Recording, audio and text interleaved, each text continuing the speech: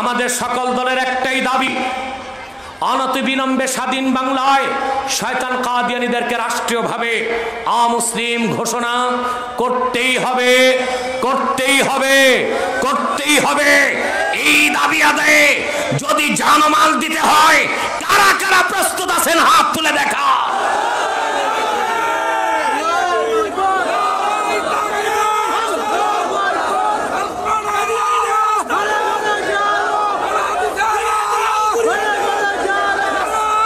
আমার ভাইয়েরা, গত 2 দিন আগে সবচেয়ে ন্যাক্কারজনক ঘটনা ঘটেছে ব্রাহ্মণবাড়িয়াতে।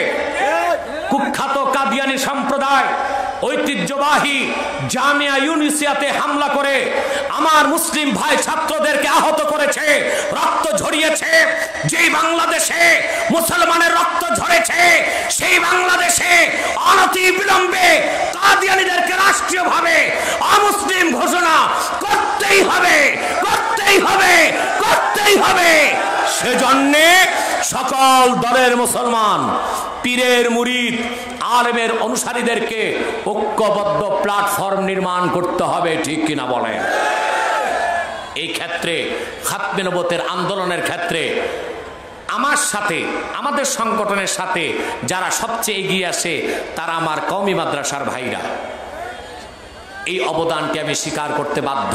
সবচেয়ে অবাক হবেন, কওমি বড় আলেম শেখুল হাদিস মাওলানা আশরাফ আলী সাহেব ইন্তেকাল করছেন কয়েকদিন আগে, আল্লাহ তাকে ব্যস্ত নসিব করুন।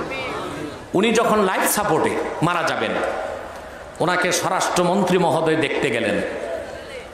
মৃত্যুর প্রান্তে দাঁড়িয়ে মাওলানা আশরাফ আলী স্বরাষ্ট্রমন্ত্রীকে বললেন, আপনি প্রধানমন্ত্রীর কাছে বলবেন তিনি যেন কাদিয়ানীদেরকে অমুসলিম ঘোষণা করেন।